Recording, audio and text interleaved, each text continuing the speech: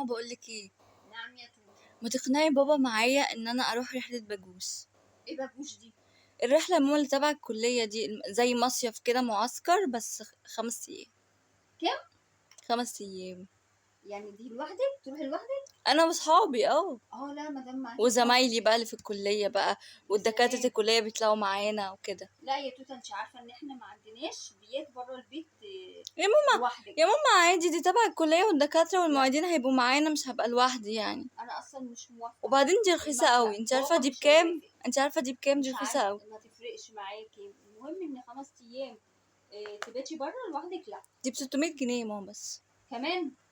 لا، انا اصلا من قبل ما اعرف بكام مش موافقه. يا ماما بقى بالله عليك يا ماما، مرة من نفسي. ايوه حبيبتي، من نفسك. ممكن انا هاخدك انت انا واختك ونروح حديقه الحيوان. حديقة الحيوان. اه. بقولك عايزة انزل البحر اعوم. طب